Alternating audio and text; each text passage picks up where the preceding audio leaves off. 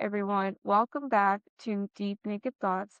I'm your host, Val, and with me, I have world champion Austin No Doubt Trout. He is still boxer, now bare knuckles boxer. Bare knuckle, am I saying that right? Yeah, bare knuckle fighting championship.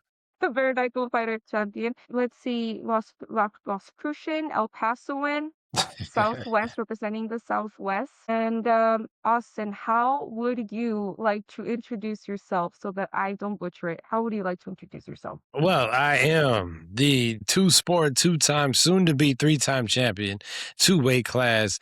I call that the combat triple-doubler. One of the only ones in combat sports to do it. Austin No Doubt Trout, former Olympian, former world champion, current world champion, future world champion. I've championed my world, so that means that I was able to easily champion the world. And now I'm also a gym owner, Oh, congratulations, entrepreneur. franchise boxing coach. I have a lot of hats. A lot of it has to do with boxing, but boxing for me has been such a blessing to it's allowed me to see the world and do things that I only saw in my dreams. And because I saw it in my dreams and believed that it could be, it was done. So here I am. And I thank you so much for having me on and wanting to talk to me. Yeah, absolutely. Actually, so I've been following your career since I was a teenager. So my background is in Taekwondo, but Nice. I also did some kickboxing. And so when I was coming up in kickboxing, you were one of the frequent names, especially in the area. So this was prior calling home. This Yeah. was, I feel like Las Cruces was just kind of unknown on tap potential. However, like we did get a lot of fighters from Juarez, a lot of fighters from Mexico. And so I knew that there was so much talent in our city, so much talent in the Southwest, but I just felt like nobody knew about us. And you were kind of the person that was putting us out on the map and then also representing like the sport, like the martial arts. And so I just remember really looking up to you and just seeing, like, being able to know, like, if this person can make it out of here, if this person can make a name for themselves, then so can I. So really, you Absolutely. were more like a mentor role model. But just Sure. take us back to childhood. How does one get started in boxing? Where do you learn about this? Where do you start boxing? Is this Las Cruces? Is this El Paso? Like, tell us your origin story. Yeah, so when I was about, I don't know, like close to 10 years old, let's just say Mm-hmm. 10. Me and my was single parent home, father wasn't around, didn't know him, still don't really know him. Um, it was just all my mom. So I would always try to look and figure out like, how to be a man as a little boy. And Mm-hmm. and I loved kung fu movies. I loved the Rocky movies. I love all those, adversity and triumph and underdog type stuff. And, Mm-hmm. my mother was a big boxing fan. So, we'd always watch fights. And she would say stuff like, like, takes a real man to do that.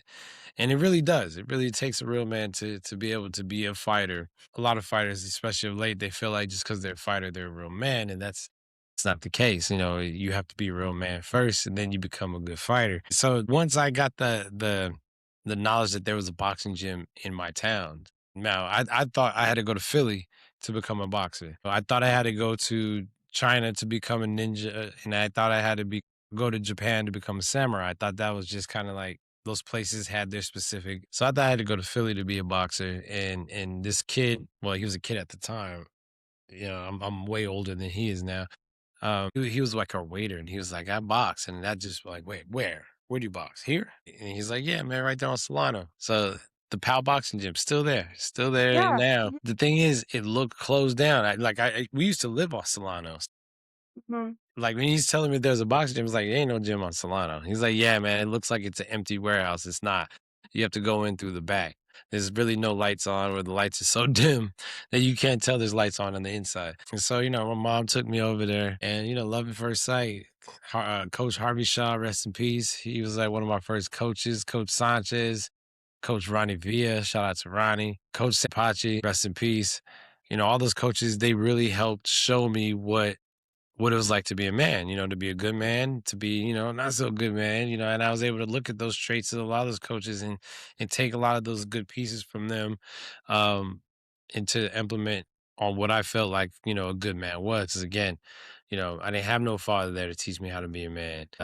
all he taught me really was what not to do as far as being a man goes. So Mhm. shout out to all those coaches because they really did help shape me into the man I am today. Shout out to all the coaches, really, because I'm the normal story. You know what I'm saying? There's a bunch of these kids that are trying to look up to one of these coaches to show them how to do something in life, and they're gonna take a very key lesson from them. So shout out to all the coaches, putting in that time. So walk me through kind of, let's talk about age 18, 19, because I feel like this was like a big debut for you. Back then, I don't think we had the tools that we do now, social media, marketing. Like now marketing is such a big thing where you have your marketing team and your social media team and the Yeah. promo and like all this stuff. But back then, like Snapchat came out when I was like maybe in high school, and that was like maybe 10 years ago. So technology has changed so much from whenever you were in the game.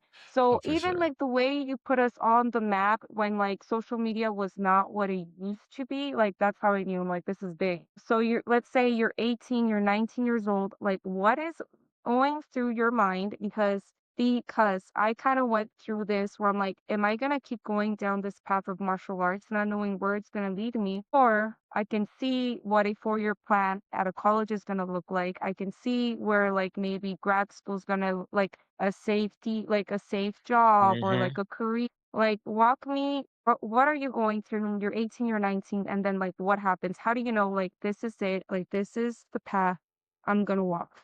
So before we get to the 18, 19, we got to go back to, I want to say about 12, 13, Oh because wow. that's when I started, winning state chant titles, going on to Mm-hmm. regionals. About 13, 14 is when the kids started hitting hard, you know what I mean? I couldn't actually Mm-hmm. play with this game no more, and I remember I was like, "All right," because I had talent, I had natural talent, natural ability, and I was growing into a better athlete because of boxing. I wasn't that good of an athlete before, but because of boxing, I was growing into a better athlete. I remember, like, these kids started cracking, and, I think I got stopped my first time in the Junior Olympics, Rafael Valenzuela from Phoenix. I don't forget him. And I had to make the decision. I'm like, look, I'm either gonna buckle down and like really try this for real, put in, the real effort. And shout out to Coach Sam DePace because he was the one who kind of instilled that hard work in me. And it's like either that or you better go focus on something else. And I made that Yeah. decision when I was like 12 or 13. It's like, all right, let me just buckle down, see where I can go. Mm-hmm. And I started making it to national tournaments. And, Mm-hmm. I started winning at national tournaments, beating guys I wasn't supposed to beat. I Mm-hmm. didn't win a national tournament all the way up until I was about 17 or 18. No, 17 was when I won my first national title. That's when I was like, all right, you can do this. You Mm-hmm. can do this. Not only did I win a national title for my first time, it was during the Olympic year. So it gave me a bid into the Olympic trials. You know what I mean? And this was, I graduated high school about 17 and I was going to college. After I won that title, I knew I was like, but this is what I can do. In fact, when I was about 15, 16, I knew that I had it in me. I just had to bring it out. You know what I'm saying? It was just a little more hard work or a little more experience, seeing different looks. I knew I could have it. And then when I won that tournament and got into the Olympic bid, that's when I was like, yep. Not only am I gonna win this Olympic trials, I'm going, what I'm saying? I'm going to the Olympics. I'm coming out. I'm gonna be the Sugar Ray Leonard of the game. I ended up losing in the box office. I made it all the way to the box office, which means that I won my bracket, and then the other guy, the number one, number two guy, they fight off for the box office. Now, I actually end up getting my name at the Olympic trials because nobody heard of me. I've been to, national tournaments a couple times here and there, but like everybody that was in the Olympic trials, they kind of grew up with each other, seeing each other at nationals two, three Yeah. times a year, every year, because that's how good a lot of these guys were. So when Mm-hmm. they come up to the brackets, they like, yo, who is this Austin Trout from Las Cruces, New Mexico? Yo, I don't know, but I ain't never heard of him. I doubt he's gonna make it through the first round. I Uh, doubt this. I doubt that. Well, as I kept winning and winning in good fashion, like blowing out some dudes that were supposed to make it far, they're like, "Yo, you see that Trout kid the other night? Yeah, yeah, he's gonna win this, son, no doubt." Like, yeah, no doubt, Trout, bro. Because the whole time, I never had any doubt in myself. I just knew I was gonna win, and even though I didn't, right, I was the Olympic alternate, which means I became um, second place. I still, I didn't doubt mhm, myself, and because of that belief, I was able to make it a lot further than anybody thought I could, and that's kind of what I've been living mhm. by, no doubt. Doubt's the biggest dream killer, and I'm a big dreamer, so I don't have no room for doubt. Mm. Did you plan to make it to the Olympic, qualifier, or did it kinda just happen? Like, "Oh, I'm here," like, kind of like, I don't wanna say luck of the draw, but it's kinda like the timing was just kinda right, or did you plan it? Because when you brought us back to, like, 14, 16, around 14 and 16, same thing, I'm going to nationals, which maybe you can talk about if, like, this was sponsored through your gym or if you were just raising money because I remember at my school, we were doing lots of car washes. This is Mhm. the thing that my parents saved money for, like, I didn't go to prom, like, it's like, "You wanna go to Yeah. nationals or you want a prom dress?" Like, pick one. You want a Yep. quinceañera or you want like, it's like this is how much I sacrificed and, like, I planned it, and right around 16, I think that was the last time I competed in nationals, and then it was, like, injury after injury, and at Mm. 18, I feel like I had to make that hard call of, like, what is the rest of my life gonna look like? Because Yeah. I'm 16, 17, 18, and I got injury, injury, Mhm. injury, and I'm just trying to make it to class, and I'm in crutches. So, like, what did that kinda look like for you? Like, the Olympic qualifiers, like, what did that look like? So it definitely was a plan. I was doing the calculations at about 14, 15.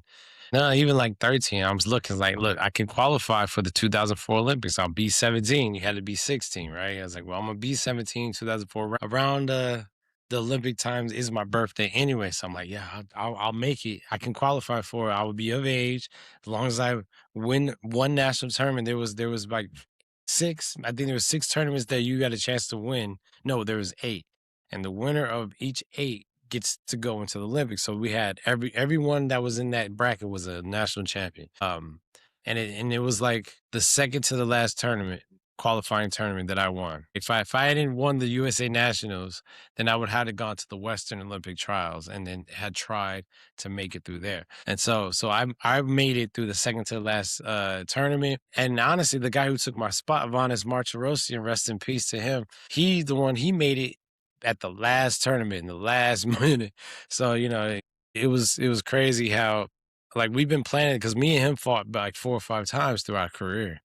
And I never beat him. The one time I felt like I won was Olympic trials and they gave it to him. So yeah, no, it was definitely a plan. I was looking at it. I was mapping it out. Or if I go here, if I win this one, then I can have this much time before the Olympic trial. If I win, I was checking it all out, like how long the camp's gonna be, and like you said, how much money is gonna cost to get to all these tournaments. Because yes, shout out to Las Cruces Pow Box, which is Sammy Berg Youth Boxing Gym now, and shout out to the city council and city Las Cruces because they got us there, but we had to do a lot of fundraising ourselves too. A lot of standing outside at Walmart, help, donate to get us to this tournament. A lot of car washes, but it was just really paying the dues for sure because you know we just wanted to go compete. We didn't really care how we got there. We were just gonna get there so we could compete. So then let's talk 18, 19. I don't actually remember, but at this point, I've been following your career for a while. Actually, I have like a super old picture. My parents are Mexican and they are fans of boxing and they were at one of your fights. And That's I'm what's gonna up. see if yeah, I'm gonna see if I can find this picture. But they came home, like that's what they did on date night. They went to go watch your fight. They're like, yeah, we're gonna go watch some boxing. And Oh, I'm just like, how romantic. I'm just like, right. wow. Yeah, but I remember this was, I think, right before, it was years before your fight with Canelo, but I remember that's when your name kind of blew up. And maybe it's because of the social media, the marketing, like they really hype up the fight. But I'm like, he's been big before this fight. So I'm like, what are you guys talking about? So like I don't know, do you feel like this is the picture? I don't know if you can see it. Do you Yeah, remember yeah, that? You signed absolutely. it. My mom came back so happy. She's like, "Oh, Yeah, I still have that belt too. yeah? My goodness." Do you feel like it was do you feel like it was better before social media was so big? Like there was less pressure. You could kind of just focus on the fight. Like there was less interview peer like pressure, less of like behind the cameras, or has it always been kind of the same way? You just tune out the noise? Like what has that been like for you? Yeah, before the social media era, and even coming through the Olympic training camps and the Olympic programs, they gave us a lot of media training, right? How to answer Oh. questions, how to take interviews, and then when social media started coming in, we took a few classes of early social media where they're like, all right, you got to give a third of sports, third of life, a third of inspiration. And I didn't really pay attention to none of that. I was like, man, I'm just looking for girls on social media for real. I ain't Oh, about to bring everybody and be campaigning. I was like, I'm not here for the promotion in the corner. But then as I mhm, learned, it was so necessary. And I mean, I still can use help with social media.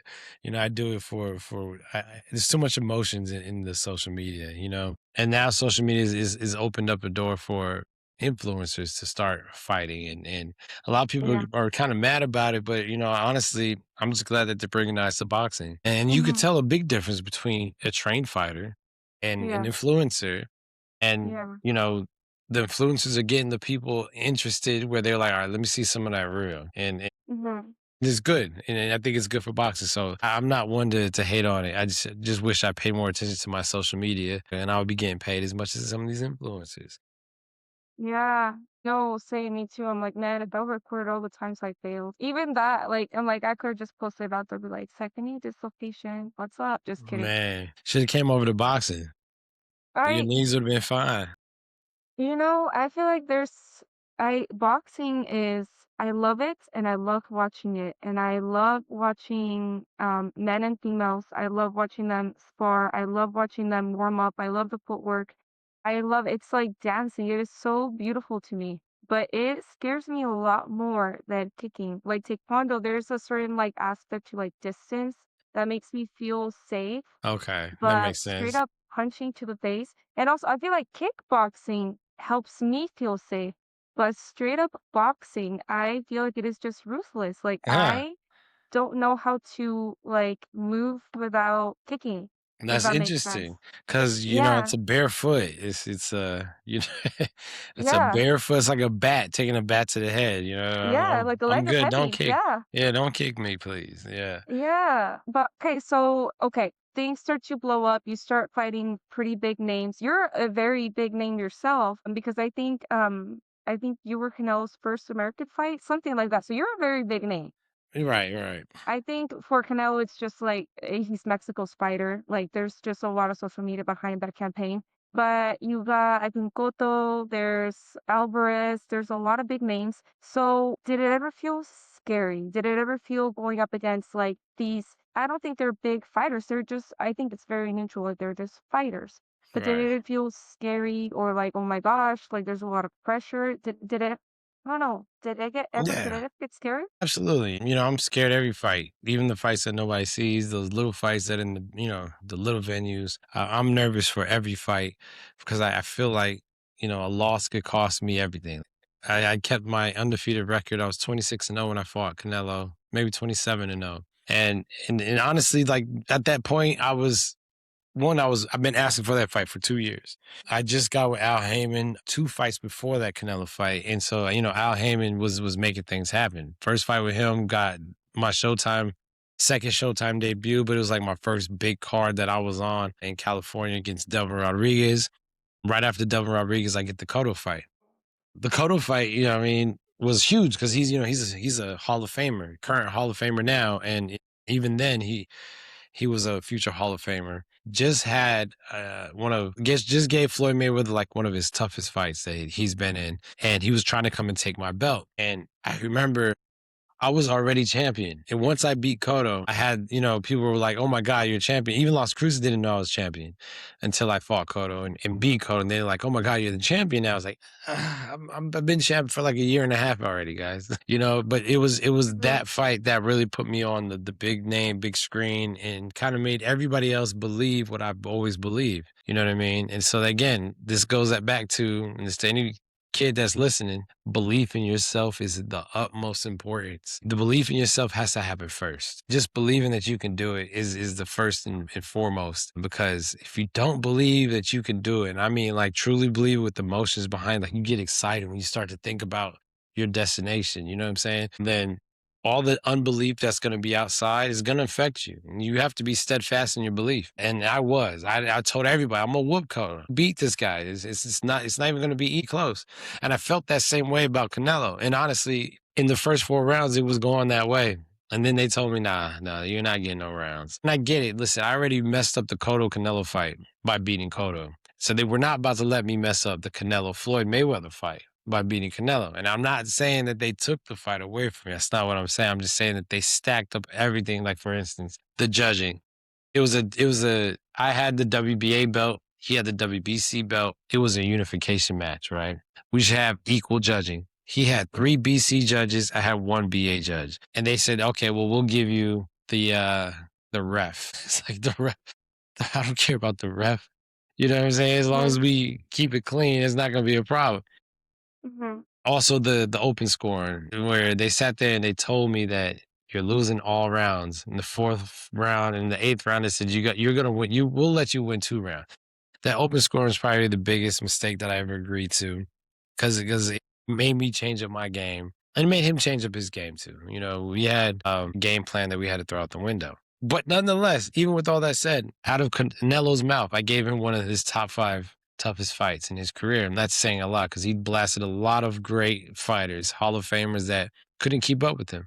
So I am blessed to have shared a ring with the Mexican great, not just Mexican, but boxing superstar, one of the greatest of all times, and gave him a good run for his money. And in fact, everybody that I've taken loss to, I gave them a great run for their money. Nobody's been able to dominate me except for Landy Lara, but we don't want to talk about that. So I'm listening to you, and it sounds like maybe some of the obstacles have not been like the fights itself, but kind of like the politics surrounding the fights and kind of the way things are managed and kind of like also profit. Like because I understand it from a business point of view. It's like, well, we want to get money, so which fights might sell more, or like especially with like a big country and like their one fighter, which again, that's okay.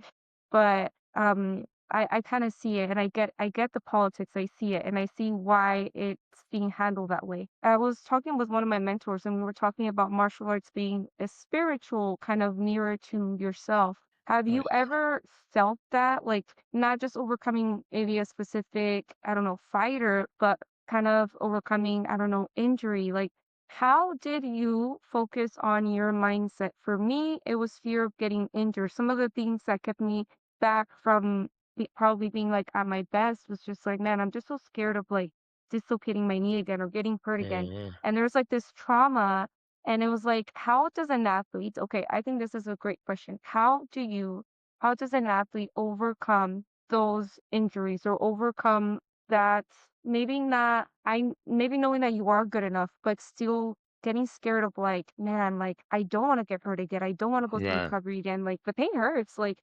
how do you overcome that? The fear of getting injured. You know, it's Mhm, always in the back of my mind. My second to last fight, I broke my whole arm in the middle of a fight, and I don't mm, know if you can see that scar there, but yeah, yeah, I broke my whole arm in the middle of the fight. Still finished the fight, and you know, after having surgery, and I took a good 6 months off. Yeah, I took a good time off, and I've broken my hands. You know, I've broken my hands a few times, you know, let alone one time. Broken my hands a few times, but the arm was necessarily about like being scared to break it again, but more like I'm scared I'm gonna break something else in that arm, you know, because I got some titanium rods in there, and I'm like, mm, man, I'm just gonna end up, you know, punching through another piece of my arm or through my hands or something. And so instead of using that fear to prohibit me, I turned it into something to be excited about or anxious about and was proactive in the healing. So, like for instance, I do a lot of hand exercises. I do a lot of, you know,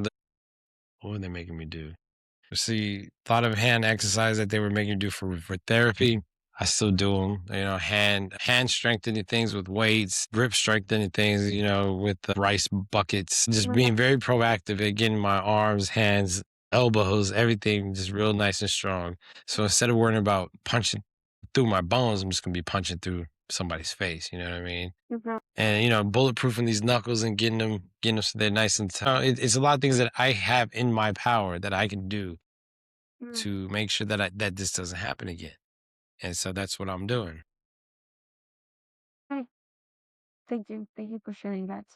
I want to talk about what excites you about the sport and how have you been able to stay in the sport for as long as you have and even transition into like bare knuckle fighting, which is a lot harder than boxing, I think, like just traditional boxing. But how have you stayed in the game for as long as you have? So longevity, Hmm. because a lot of really great athletes quit 16, 17, 8 because they're just burned out. Like they've just Right. been through the ring and like they've just been so hurt and they retire early. So you've It's been in the true. game for a long time, you've transitioned, and how do you carry all of that experience onto entrepreneurship? So you just say you're a gym owner. Well, walk us through that. Yeah.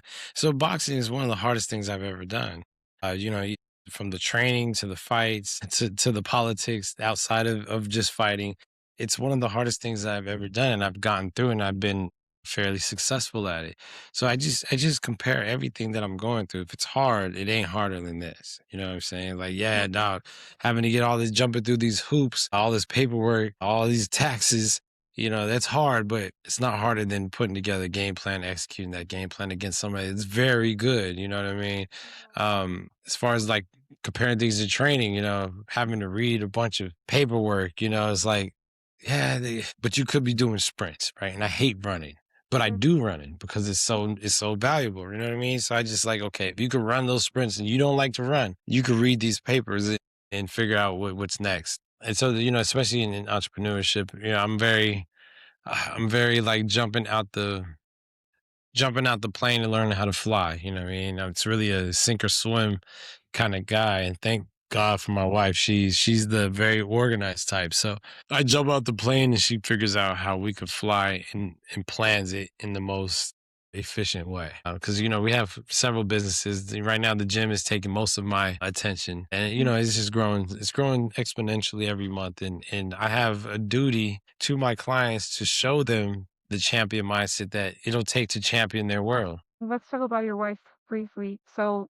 before the interview started, Austin and I, we were trying to figure out the sound, and my husband came and he helped. And I attribute a lot of my success now as an adult to my husband, and I think choosing your partner wisely is Oh important yeah, because for sure. they're the person that on the back end are helping you or, contributing to your mindset or telling you like, you got this. And so like just again, for anyone listening, I talk about kids a lot, but because I was a kid when I was watching you come up, and I'm very conscious that, there's a lot of kids in a boxing gym that are like, I want to be just like that. So walk us through love and like finding a partner and like what that looks like or why it matters. Absolutely. So, my wife, Taylor Trout, Taylor Hardart is her. She's from Las Cruces too. We both went to Mayfield. You're Mayfield High School. What's up? Nah, I don't care about none of I that. thought you went to Los Cruces. I did. You've I been did my spotted freshman year. in My freshman Cruces year, and I went to Mayfield Cruces, games. and my homie, one of my best friends, Tyler Bishop, he was over at Cruces, and he was, football star. Yeah, and Mm, so I was over there a lot, needless mhm, to say. So I never really got down with the whole Mayfield Cruises beef because a lot of my friends was over there at Cruises anyway. And mhm, I was over there kicking with a lot of the Bulldogs, mhm, regardless. But so me and my wife, we were friends first, and then I think that's a big reason why it's working out. Because when you can build that base as a friendship, you kind of don't have as much judgment per se as if you just started romantically. So, like she got to know me for me before I was trying to be like, hey, you know what? You was way too fun just to be my friend. Like you need to be mine already. Um, she, I remember when we first started like getting serious, and I told her like, look, boxing's my first love. And you're gonna have to take a back seat to boxing. She don't even really want me to cheat on her like this, but like you're something about you, you know what I mean? Like I feel like, and at the time I didn't tell her this, but I felt like I just needed her in my life, and I couldn't even tell you why. But the more that we've been together over 20 years, and the longer together we've been together, the more I know why. She helps complete me in the best ways. And then I helped complete her. We were definitely in completion of each other. But I told her, like, boxing is my first love. You're gonna have to take the back seat sometimes. And she understood. And she understood the mission. She understood like basically like, look, this is what we're gonna have to focus on because you gotta fight. Everything revolves around my fight. mhm. Even our memories. When did we go to on vacation to Europe again? I think it was right after the Charlo fight. Like, oh yeah, that's right. It was around that time, So it all kind of goes in between fights. I mean, my kids, they didn't ask for this. My wife didn't really ask for it, but they're in it. You know what I'm saying? And they're here to make it work the best way we can. So shout out to my family because every family of fighters knows that it's not just the fighter that has to go through hardship and training. The family does too. While I'm in camp, I'm low key an asshole. I'm very selfish, very short tempered. You know what I'm saying? Can't eat what I want. I'm always tired. Like, don't ask me for nothing. Not very helpful. And they got my wife has to pick up all the slack. Well, I'm not worried about my family or worried about the home. I'm just worried about this fight. I'm worried about me, my body, my intake of nutrition, my output. Or if I have a bad sparring day, I don't get to go take that out on the sparring partner. I take that out on them. So I can't thank them enough for the sacrifice that they've made for my career. My career has helped them have decent lives and has been able to give them experiences. But again, they didn't choose this. I did, but yet they are in some cases suffering for my choice. And I can't thank them enough. I'm gonna get this next title. We could talk about me, letting off the gas a little bit. I don't have kids yet, but in the near future. How do Yeah. you raise your kids? What do you carry from maybe like your mom? Does your mindset come from your mom? Maybe watching Oh like a yeah. single parent make it and being like, if this Yeah. woman can do it, I could, I don't know. Like, how do you raise your kids? Or what message do you just give them and just forward to them so that they know? Or like, how do they even see you? Do they know that you are as big as you are? Like, what do they think of you? Or are they Yeah. old enough to understand? Like, Well, look, my oldest is 23. I started oh, okay. young. I was a teenage parent, so she really, like, she was with me through the amateurs. Like, she really grew up in the gym. She really got to watch it all unfold from going to like she went to the Olympic trials. She was there to watch me, compete in Cleveland Olympic trials. Like she came on. She's been going all over, watch me fight, and to her, it's just regular life. To the younger ones, like my 16-year-old, for instance, I had a fight in Spain 2024. You know, she got to go to Spain. One, that was cool. Spain is beautiful. We were in Marbella, which is an even more beautiful city on the coast. And then she got to see her dad's picture like all over the city. You know what I mean? And then she sees all these people in another country like lining up and really wanting to like see their dad fight, see her dad fight. And so like you don't know yet because you don't have no kids, but teenagers are tough. I don't care how cool you are. Like I'm my kid's dad and they could care less about what I do and they think I'm so lame and this and the third. So, like teenagers are tough. And to have my teenage daughter like come back with a kind of newfound sense of respect is like, oh, so your dad is pretty cool, huh? Okay, okay. It's funny because it's not even the height of my career. Like, baby, we were in the garden. We were in Madison Square Garden. I was whooping Kodo. You were there, but whatever. I'll take it. I'll take the compliment, which is hard to get from teenagers. My little one, just like all my kids, I'm just dad. I'm the fun one. I'm the one that's gonna play with them. I'm the one that like is got their back. I'm just dad to them. But I think as they get older, they start to really understand and appreciate like where I've been, where I took them with me. You know what I'm saying? They got to see most of it. Your mom, what did your mom think of you in the sport growing up? Did she think like, yeah, like he's gonna take a class and that'll be it. He'll get his feel for boxing. Like, let him there have a system. Yeah. Or I don't know, did she think at all like this was something that you were gonna do? Like, walk us through a little bit of your mom and kind of like her mindset. Like, what did she tell you growing up? Was she just like, stop, like it's dangerous, or like, Nah, no? nah. So, well, I don't think she thought that I was gonna stick with it. Okay. She may have thought that, listen, he gets whooped once, he'll be done with. I don't. I'll have to ask her. But before I go into that, I just have to give my mother a big shout out. My mother, she's the type of woman who worked a lot. She worked a lot, and she ended up working night shifts a lot, especially when I was in high school.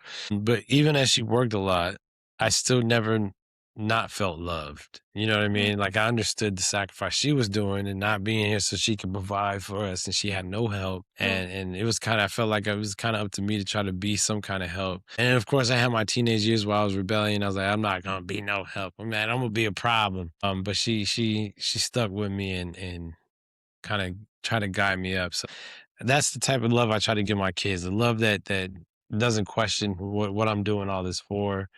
mhm. The time that I do have, I try to spend it with them, and I get that from my mom for sure. And as my mom feeling about boxing, I remember she was crying in my first fight. She had to kind of leave. Like I'm in the ring figuring it out, and I'm like, look at my mom leaving. Like, where you going? Yeah. You know what I mean? And then I remember because I was like sixth grade when I started boxing, and then eighth grade, it was like between playing basketball and going to boxing, and my mom was like, like no, like I wasn't bad at basketball, I wasn't good, but I was good at boxing. So when it came between the two, my mom was like, no, you're going to boxing. Don't even try to quit boxing now, son. Like you're talented. Like let's go this route. You're never gonna be 6 foot. Mhm. Yeah. So there was times where she made me push to go over to boxing. But I would run there. I would take the bus there. I would get there by any means. Kids these days, I don't think they even know nothing about taking a walk, walking around to get to where they need to go. Yeah. That's fun. Yeah, I mean, everything's become, unfortunately, a little bit easier, but we'll see where that leads in a few years. I really do wonder, especially how you were saying like fighting and like promotions and the way that things are changing, and I wonder. So we will just watch. Austin, I wanted to ask you about your mindset. So again, I followed you as an athlete. I've seen your fights, big fan. One thing that I came across that I really liked, and I don't think a lot of athletes, well, actually, yes, a lot of athletes do talk about mindsets, but a lot of them don't. So I saw this clip and I'm gonna play it and see if you can hear it. But I want you to talk to us about quantum. So I'm gonna play it. You Oh might know yeah, which video I'm talking about. You're grinning, so it's this one. it's my favorite subject. Okay. I think you know the clip. Yeah, yeah, So just tell us about your mindset. I see a lot of books behind you. yeah, Where yeah, does your man. mindset come from? Is it God? Is it religion? Is it your mom? Like, is it your mentors? Is it your coaches? How did you develop your mindset? When did you develop this mindset? Was it from very young, like being able to go to the Olympic qualifiers, no doubt trout? Like, where does the mindset come from? Yeah, it's accumulation of all that, but I thank God for my strong mind. That's one thing that a lot of, I mean, my coaches, a lot of my manager would say is like nothing really shakes him. He's not really worried about nothing. And Yeah. that sound mind it's been a blessing. It's been a gift from God purely. But as I learn more about the world and read a lot of these books, and this book I'm going to recommend is called Outsmarting Reality, and in it just confirmed a lot of things that I was doing even as a young kid. Like I'm a big visual guy, so I would always daydream right at night trying to go to sleep, just visualizing the desired reality. And in many cases my brain went ahead in the future to make that happen. That's what I was saying, like whatever intention we have, it's already happened. We just have to say what needs to be said. That's all it's left to do because that kid's already hearing it. Like in that video, I was saying the brain is quantum. The brain can go back and forward into time, and it can fix things or set things up to what you already stand and have in the present. I got so many examples of especially now that I'm more intentional with, now that I've read these books that I'm sorry, now that I've read these books that have affirmed what I was already doing. I just didn't even know I was doing. I was just daydreaming like a kid. You know what I mean? Like I saw myself in the garden, not beating Kodo, but beating up somebody. You know what I'm saying? I saw myself in these big stadiums fighting against, the top guy. I saw myself do that. I saw myself in the Olympics. I didn't fight in the Olympics. It was like I saw myself, but it got me to the Olympics. You know what I'm saying? And had I done everything, because I didn't do everything like I was supposed to be doing. And, I did work hard. I'm a hard worker. I work hard every fight. I'm in shape every fight, but I wasn't 100%, locked in like a lot of people, people were. And like there was a lot more I could have done to be better, and I still made it as far as I did, not even doing, I say, like doing half of everything I'm supposed to do. So perfection is not needed for success at all. In Hmm. fact, belief is only needed. All the rest will just stumble and fall into place. You Hmm. do have to put in work. Now, had I done every single thing that I could have physically done to make sure that I was successful, I probably would have taken to the heights that I saw myself do it. But just the belief alone got me there 60%. Mm. So my degree is in psychology, and so the reason why I'm Ah, asking this, yeah, the reason why I'm asking that's this is cool. also because when I was coming up, my coach, he was really good about, for example, like putting the mind and body together. Like breathing is Mhm, important because if you know if you are feeling anxious during a fight and you stop breathing, that's going to translate into your fighting. Like your brain mhm. needs oxygen. Lack of oxygen means you think less. And it was like Right. very like A and B, very scientific. Yeah. But also just belief. And then in traditional martial arts, I don't know if you guys did this in boxing, but we would meditate. We would meditate a lot. And it was like, look at the desired outcome. Like if you suck at a kick, like visualize you landing the kick. And it was like a lot Mm, of that. Did visualization or meditation or like, I don't know, any like mental techniques that anyone can use. Give yes. us like a practical tool, something that it doesn't matter if you're a fighter, not a fighter, just give us a practical Yes. tool of like, what do you do to actually visualize? How does this look like? So this is one of the powerful ones, and I mean, it even helped fix the relationship with me and my son, which is a whole nother story again. Like in my life, I haven't had too many things too bad happen. Like, of course, bad things happen. Have loved ones pass away. I've had major defeats. I've had major disappointments. But at the end of the day, I look at it and I'm still standing very strong, very tall. So those things weren't too bad. I've always had enough. I have enough, and I will always have enough. So one of the meditations that helps out, and I spend a lot of time in the car. And I'm in Houston, so I drive a lot. In the car, I will visualize not just having my desired reality. Like, say I have a fight coming up. Of course, I'll be able to visualize me whooping Buddy's ass. Like he throws this a lot, so I'm gonna practice this in my mind, right? Seeing the fight in my mind, and that's good and well. But also, what you need to do is you need to visualize yourself in a position after you already had what you desire. So, for instance, instead of seeing myself just whooping my fighter, I see myself at the after party. How does that feel? You know what I'm saying? Exactly. I'm just surrounded by people like great fight, man. You trying to have my belt with me, and everyone's trying to hand me drinks, and I kind of visualize that part, and then I'll take it a step further, and I visualize the negotiations for the next fight because I'm like, I need more because you saw that performance I had in this, that, and third, and I'm feeling real confident in my negotiations in this made up scenario for the next fight. I hold myself into like right after I got what I've always wanted. How do I feel? How does that feel? And then feel that. So, because if you could have a thought backed by emotions, that is a manifestation powerhouse. This the Mhm. emotions that make it work. It's the thought that gives the emotions a destination. You know what I'm saying? And that works negatively too. And it's real easy. It's real easy to think of something bad happen and feel that fear or feel that pain or feel that sadness.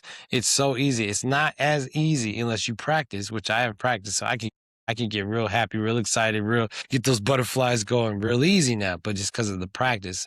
So, whenever, especially when you start feeling, because like again, your mind could just slip into the negative and start feeling those negative emotions, and having that thought backed by those emotions is what's going to make it happen. So you have to catch yourself, turn that around, and immediately think of like a smooth way that you made that negative thing turn into a good. You say it was a loss. You're like, damn man, what if I lose? Right? And you can start getting scared. And you're like, man, what if he throws this shot and you're like I get knocked down? Well, immediately think of yourself getting up and knocking him out like a Rocky movie.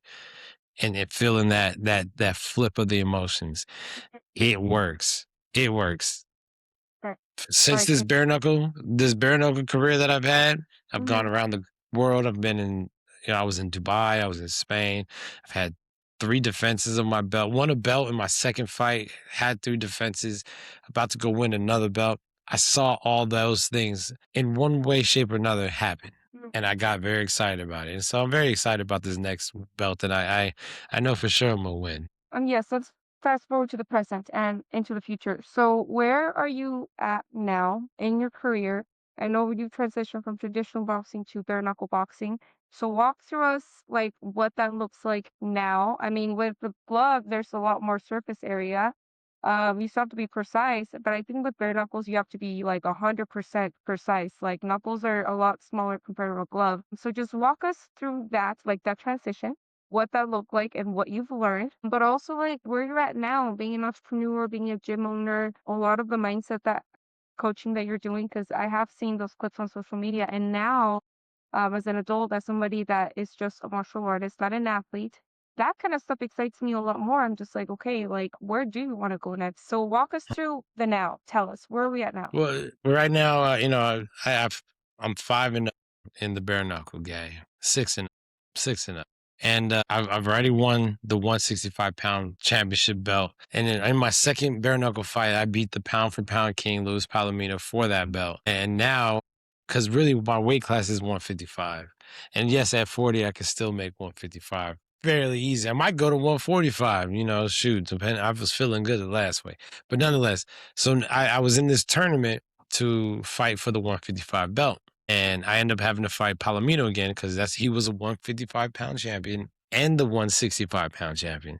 So Mhm. I fought him again for the rematch, but for the 155-pound title championship spot. There we go. Stopped him the third round in my last fight. That was December. So now I got the winner of the other semifinal. His name is Ben Bonner out of UK. The next fight should be in the summer. I'm assuming it's going to be in the UK. Again, that's where I would like to go, and because I like to go see. I'm gonna take my family with me. We're gonna go look at some stuff. You know what I'm saying? I don't know if you've been to Europe, but it's a quick hop train skip away to go everywhere. You know what I mean? So if you get to Paris, you could get to the Venice, you could get to, within a 3-4 hour train ride. So we're gonna go. I'm gonna take the kids and the wife. We're gonna go check those out. And then I'm gonna beat up Ben Bonner, and I'm gonna take that belt. And then two weight, 3-time two-sport champion. That's not too bad. That's a pretty good record to have under my belt. And we'll see what happens next. But I'll be looking to make my grand exit after that. And so where do we want to focus after that? What kind of legacy do you want to leave behind? I know I use the word legacy, but you're a really big Yeah. name in the community. And when your name is brought up in the community, is always very happy. I also think it's like our culture. But everybody smiles when we like hear the name Austin Trout, like, oh my gosh, I just saw him at Field in the Blake, or like, oh, he was at that football Mm. game. I think in the invite I talked to you about my brother. I don't know if you went to Lynn Middle School, like if that's the I middle went to school that you Lynn. went to. Yeah. Okay, well, my brother, he also went to Lynn, and he's like, "You never believe who came to the school. It was Austin Trout, and then we fought each other." I'm like, "Dude, like he would never. Yeah. Well, you could never. Like he's like no." But like you made his day, and I just remember like like this kid and his friends, like how much joy you brought to them that day, and I was just like, "Dang, he could have stopped by Yate, but I guess not." I'm just kidding. A lot of a lot of my friends were in Yate too. But Yeah. it's one thing I would like to get started is these summer camps for kids, Mm, and definitely in Las Cruces. We love to do one in El Paso. I'm gonna get one started here in Houston, and mhm, just these week-long camps where these kids could treat it like a fight camp. We're gonna get up, we're gonna run in the morning, we're gonna do our boxing in the later morning, then we'll come back and do some more in the sparring or strength and conditioning in the evening, and get like a whole camp of just getting into shape. And while we're doing these very hard physical tasks, you know what I'm saying, we're going to make the mind, make that body do things it doesn't want to do. So that way you can show yourself that you are full control. As long as you control your mind, you control everything. The mhm. body, you control the future, like you control everything. So I would love to have a camp where we can have just a bunch of kids that are gonna sit down, they're gonna listen and say, like, bro, the belief is the key. You're about to go do some things that you may not believe you can do. You're going to show yourself that you can do it. And then you're going to have belief that you could do it, and you're going to do it 10 times more than you ever thought you ever could do. And that's just the power of belief. Sometimes you just got to prove to yourself that it's possible. My gosh, that's beautiful. I feel like that kind of takes us to our pretty much our last question, but my final question to you is, what would you tell a kid from Las Cruces? And it doesn't have to be Las Cruces, that's just where my heart is. But what would you So tell my hood any is kid that maybe is listening to this right now? What would you tell your younger self? No, well, I like to talk to the kids in Cruces because Las Cruces is unfortunately changing, and it's changed. It's been going. I remember when they cut the after school programs and the art programs from the schools. My son was probably like 7 or 8, so like 10 years ago. And I remember I was thinking to myself, it's like that's going to be a problem because if it wasn't for these after school programs and for a lot of these art programs, like these kids ain't had nowhere to go, they had nothing to do. Thank God for the PAL Boxing Club because and we had to fight. Mhm. Excuse me, we had to fight to keep it open for a while. But thank God for the club because they have a good group of kids that are doing really good. They're going to nationals and they're placing and they, and I had to tell those kids the other day, I said, bro, this class of kids that y'all got going, they were better than the group that I had. And we had some killers, man. I had little Sammy DePachi, Daryl Lopez, myself, Ciju Shaz, Vasquez. We had a good little group of kids. Gary Clark, shoot. We had a good squad. The kids that we got now in the PAL boxing, they're doing bigger things than we were. So me just telling them that they're like, "Word, I didn't know if we were good enough to make it." But since you said that, I guess we can be. Said, look, all I'm saying is you're on the right track. Now, Mhm. Mhm. stay on that Understandably. track. As Yeah. long as you stay on that track, you're gonna make it way farther than I can. But more important, as long as you believe that that track is for you, you'll never get off that track.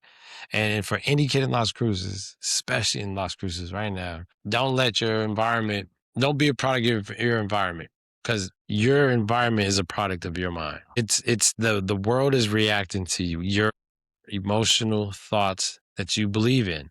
So if you want to change your world, change your emotional thoughts that you believe in.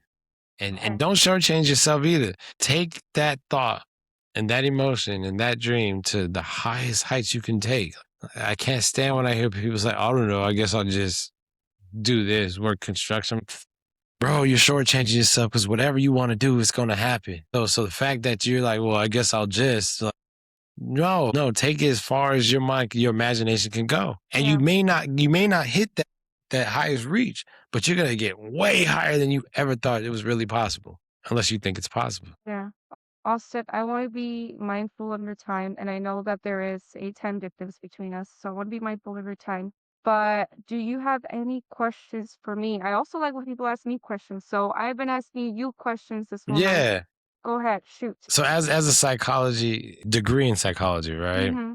If I wanted to like write a book about combat mindset, Mm-hmm. it's either combat mindset or champion my I don't know. I'm working on the time. Would you help me give me the right clinical terms, right? Like I'll tell you, this is what I'm thinking. This is my thought process when this happens, right? Would you be able to say, well, yeah, that's I don't know. And you tell me the right term because I don't want to make up science whenever I do kind of write Yeah. this book. Yeah, I I understand. want the Yeah. science to back it. You know what I'm Yeah, saying? yeah, I understand. Like that would be like delayed fill in the blank, or this would be fill in the Right. blank. Yeah, I could probably work on the terminology. Yeah, absolutely. It's not my forte. So the field of psychology that I went to school for is behavioral. So mostly I understand why people do the things that they do when I understand behavior. However, Okay. yeah, I didn't really want to do that clinically, and thus I became a podcaster. I am also a coach, but yeah, I think that would be amazing if But you I wrote mean, a book on that. Yeah.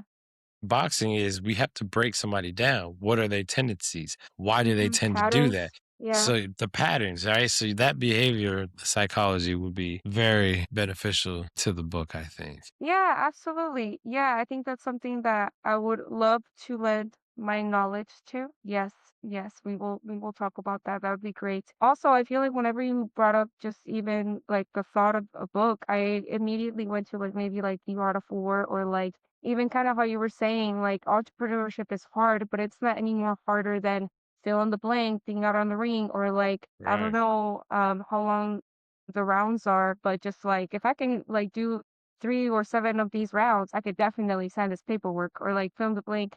So just like a mindset, psychological book.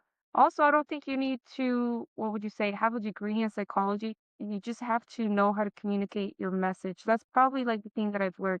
I've been around very smart people that don't know Yeah. how to communicate, and it's like, that's great. You are so smart and you are so qualified and you are fill in the blank, but no one understands what you're saying.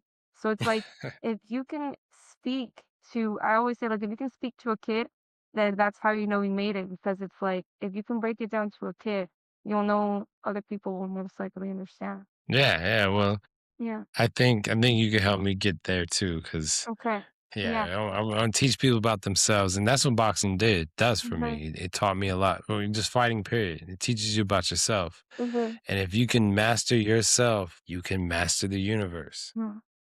Okay, Austin. So closing remarks. Where can people find you? What can they look forward to? Literally, where can they find you in the community? Gyms that you might recommend, or just tell us. Yeah, go to the 700 North Solano, the Sammy Burke Youth Boxing Club. If anybody wants to learn how to fight, Louis Burke, who was my coach, he took me to Cotto, Canelo. You know, he was in my corner my whole career. He's there teaching kids the next group of champions right now. And I Mm, think he's got a few of them. So go ahead and join a winning team. Go mm, sign up. Go learn something about yourself. Go get in shape. Go exercise that warrior spirit. 700 North Solano, Sammy Burke Youth Boxing Gym. I am in Houston right now. My gym here that I just opened up is right next door to me here in Houston. But look for the summer. I'm looking forward to bringing some boxing camps to the borderland area. I'm looking for another title shot, mm. you know, somewhere abroad. So I'll be bringing my belts home. I'll be bringing some fights home, you know, and just growing and receiving to bestow more and more. Perfect. All right, everyone. Well, this is Austin, no doubt Trout. Thank you so much for being with us tonight, and check them out. Thank you, everyone. Thank you.